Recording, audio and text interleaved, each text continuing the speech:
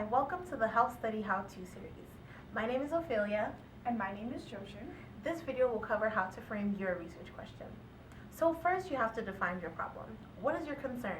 Some people or communities may be concerned with a specific type of exposure. For example, a chemical found in water filtering or mold found in old buildings.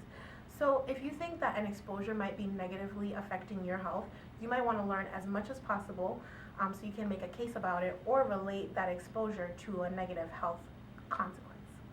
So you need to answer two questions. First, are there any government standards set in place for the exposure you're interested in? So usually there are states and government standards that are set in place to keep us healthy and safe, but they don't really, do their job. They usually don't keep us safe. So in that case, you want to do research on that exposure and see if it's above the standard. If it is, then you can make a case that there's a problem and that something should be fixed. To find out more information about certain standards of exposure, you can visit your local state's department's environmental protection website.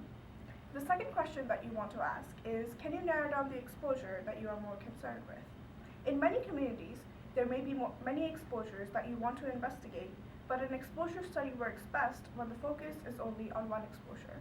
For example, if you wanted to look at drinking water as the source of exposure, there are many chemicals found in water, so you would want to be as specific as possible.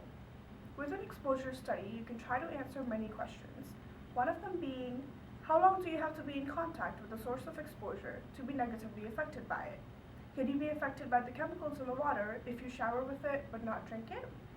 If your concern is a health outcome, you're going to be looking at the number of people in a specific area that have a specific disease. Does it always feel like you're seeing too many diseases in your neighborhood? This might be what we call a disease cluster, when there's a high number of specific diseases in a specific place. One way to tell if there's a disease cluster in your neighborhood is to map how frequent these diseases are found, which we'll talk about in the next video. Now, you have to be careful. Just because if you notice a large number of diseases, it doesn't mean that it's actually statistically significant, or in simpler terms, there is no true relationship between your exposure and the outcome. Another way to determine if there is a disease cluster is to find the disease pattern in your neighborhood, which is the frequency and distribution of diseases that are present in your neighborhood. You can do so by looking at disease registries online that are set up by public health professionals. You can also carry out a community survey by going door to door and asking your neighbors for specific symptoms and information on diseases. This is called disease surveillance. This will allow you to compare rates of diseases for small areas like your town or neighborhood. However, there are some difficulties such as census data not being accurate for small towns and disease data that are confidential, so not everyone has access to such registries. Also, it can be difficult to tell if the patterns you notice are statistically significant or not. So once you've established that there's a high number of diseases in an area, you're trying to now connect it back to the exposure. So you're trying to answer the question, why are we sick? So this can be answered by using an epidemiological study. This is a specific study that defines the relationship between the exposure and the outcome. For example, suppose we have two groups of people. So one is exposed to a chemical in the drinking water, so that would make them the exposed group, while the other one does not have the hazardous chemical in the drinking water, so they would be the unexposed group. We might then compare rates of a disease like bladder cancer between the two groups to see if the exposed group is more likely to become ill than the unexposed group. Then, if that's the case, you have strong evidence to say that the chemical in the water is causing the bladder cancer. To collect data, epidemiologists will work with community members, trained researchers, and other professionals.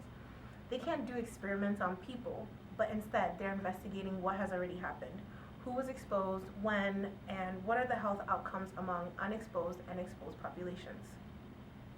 People in the real world are exposed to many different chemicals, stressors, and other risk factors that may contribute to disease. This makes doing epidemiologic studies very difficult. In addition, just being exposed doesn't necessarily mean you will have a disease, and having the disease does not necessarily mean that you were exposed. Environmental health scientists try to understand all the reasons that might explain why people get diseases. Some of these may be genetic, behavioral, environmental, or some combination of these. If your community is interested in studying a link between a specific exposure and a specific outcome, first clearly define your exposure and your outcome. You might also like to seek the help of a professional. As you learn more in the next 2 chapters about the types of studies designed to examine exposures, outcomes, and their relationships, you may rethink the kind of concern that you want to address. When framing your research question, you always want to consider the 3 W's. Who is your study population? When did the exposure and/or disease occur?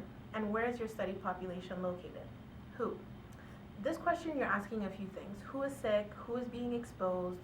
Your study population could maybe be, some school children, residents on your streets, or even in your entire town or city. You may want to know if your study population is diverse in race, ethnicity, or economic class. Or maybe your study population is very similar because they have similar income and education level. Figuring out the size of your study population is also important because it would affect the significance of your results. So make sure that the questions you plan to ask are fitting to your study population. The second W that you want to address is when. Some diseases that people face may have been caused by an exposure that happened in the past, so you would want to collect data on events that already happened. On the other hand, you may be interested in studying a disease that could occur in the future because of an exposure that is current. It's important to decide whether you want to study exposure and outcomes that occurred in the past, present, or that will occur in the future. Where? If your study population is located near you, you may be able to go door to door or search even local records for information. But if you want to study an entire city, state, or country, it might be difficult to get that personal data from different areas that experience different exposures. For example, if you're concerned with exposure that's like a landfill, how would you identify the exposed populations? Remember to keep in mind the distance of your study population. So another important idea to remember is that there's different ways that an exposure can reach you. So the different routes of the exposure are the pathways that a hazard moves from the environment into your body. The most common routes are through inhalation and ingestion or eating and drinking. Some hazards might enter your body through the skin or dermal exposure. Some other routes of exposure are in utero, meaning that the person is exposed while they're in the mother's womb. Exposure to chemicals in utero can lead to diseases in childhood or adulthood. Also, hand-to-mouth exposure is a big concern for children because they can often ingest things that are on their hands unknowingly. Another concept to understand is toxicology. Toxicology is how a particular chemical causes particular changes in our bodies.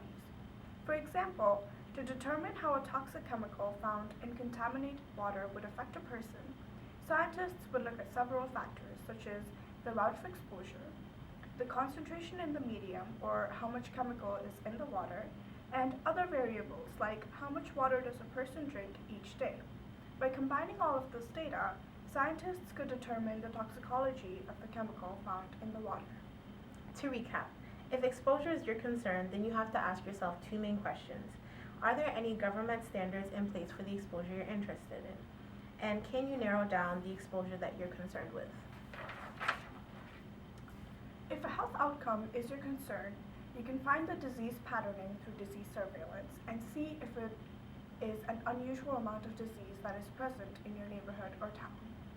If the relationship between exposure and outcome is your concern, you'll be looking at where the disease is presently and what caused it. When looking into these concepts, keep in mind the 3 W's: who, when, and where. If you would like to continue learning about what studies can help achieve your community's goals, please continue watching the rest of our series. Thank you.